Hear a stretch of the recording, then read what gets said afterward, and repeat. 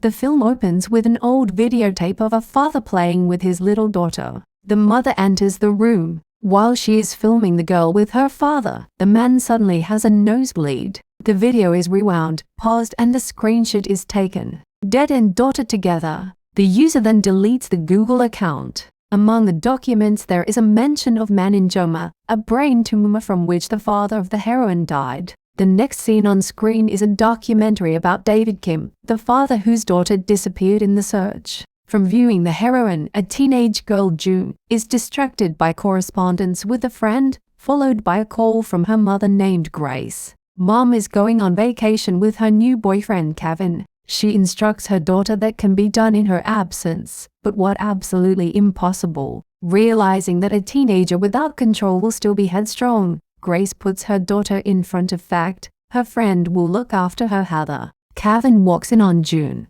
He tries to build a relationship with his stepdaughter, but it does not work out very well. Grace comes in next to say goodbye, after which she leaves on vacation. June looks through the security camera like adults loaded into a taxi. At the same time, Vin's girlfriend sends a photo, a trunk full of alcohol to hang out in the absence of parents. Heather visits her to make sure the girl is doing well. When she leaves, June goes with friends to nature. Teenagers burn a fire and revel in alcohol. So flies by day after day. Kevin sends vacation photos to his stepdaughter, while June burns her life and the money she left behind hanging out with friends. Soon comes the third Sunday of June, when Father's Day is celebrated. Heron remembers his deceased father. In the evening, a whole crowd pours into the house in order to revel before the return of the mother tomorrow. Among the merry youth, June sits with a permanently sad face until the sadness finally spills out in the form of vomit.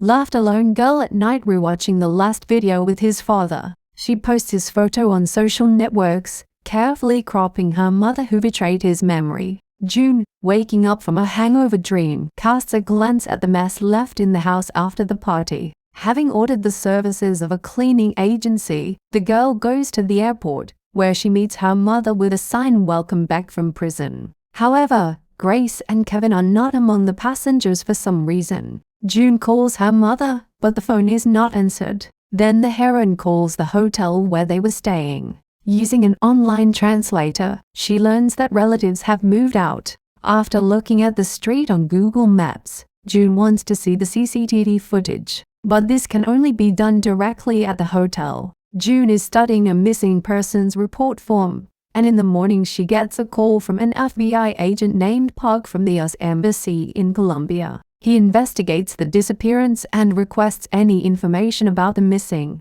June tries to log into her mother's Google account in order to find out the geolocation, but it does not work. Vina advises looking at the public cameras in Colombia, but they are of little use. After receiving a check from a cleaning service, June decides to hire a Colombian worker. The choice falls on Javier. She needs to. He went to the hotel and looked at the records from cameras. Javier wonders if June tried to contact Kevin. With the help of Vina's acting talent, as well as publicly available data, the heroine convinces technical support to reset her Google password account so she can log in. The girl is browsing the geolocation movement when Javier gets in touch. He has bad news. The footage has already been erased from the cameras, but the man questioned the staff. It turns out that Grace was at the hotel at 1 in the afternoon, after which she and Kevin went to the hardware store. With credit card access, June sees in which area they paid. She sends Javier to interview the salesman.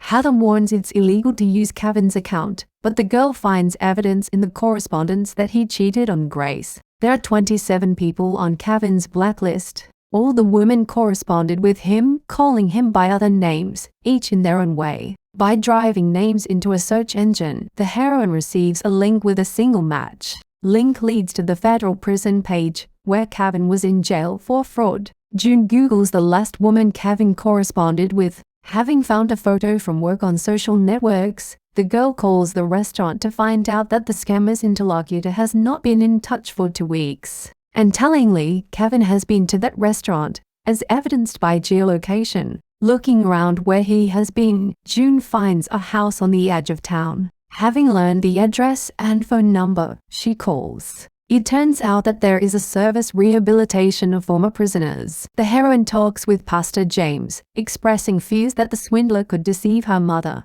Javier gets in touch. He found out which store Kevin was in and that he bought a padlock. Having lost a lead, June goes back to the post office to reread Kevin's correspondence with Grace. Upon learning that they met through a special dating application, the girl enters it from her mother's account. A woman uses one login and password. The heroine flips through the correspondence and views the video messages. Along the way, between Grace and Kevin, a sympathy is strengthened. Among the empty chatter, it turns out that the mother shared some secret from the past with the interlocutor in a personal meeting and asks not to tell anyone about it. In response, Kevin admits that he was in prison. Deciding check out the romantic spree version, June Googles tourist spots for lovers. She finds a bridge where couples are padlocking as a sign of the strength of their feelings, which explains the purchase at the hardware store. Javier goes there and advises him to connect to the camera.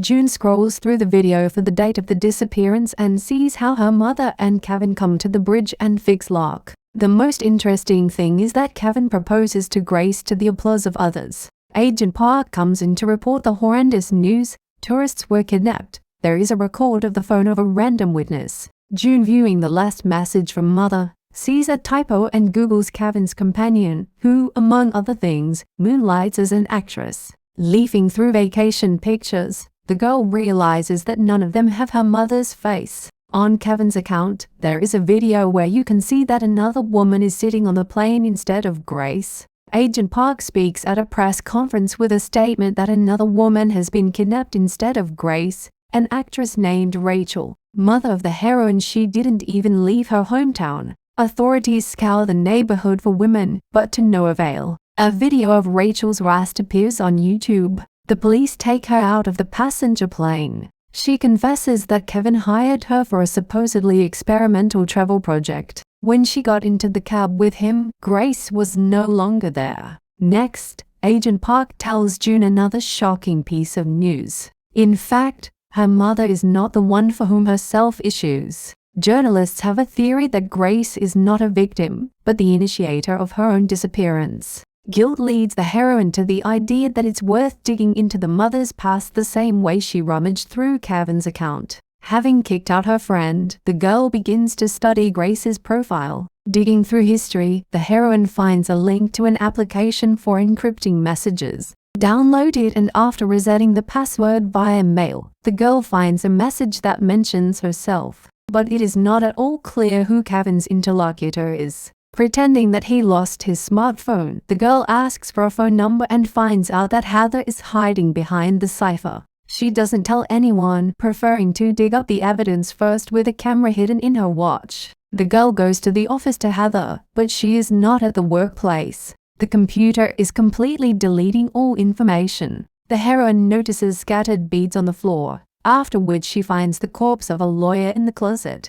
After the autopsy, June learns that she miraculously missed the killer. The camera smoothly pulls back, showing the interface of the program for covert surveillance of someone else's computer. Someone is following June. Kevin writes to the Observer asking for help to get out of Colombia because he planned everything to avert suspicion. He cannot just be abandoned. Guilt sends link to the live stream Colombian police. SWAT catches Kevin, who is shot dead in the process. Later, the heroine listens to the voice messages left from her mother. When one, the appeal makes her think. The girl enters a new password into her mother's account and gets access to her mail. There she finds one blocked user who sent the message she has a right to know. Digging through history, the girl sees a bunch of bot cameras observations. They are aiming for a house. Looking through them, June realizes that this is the place where she and her dad shot the last video. The investigation is interrupted by a call from Pastor James.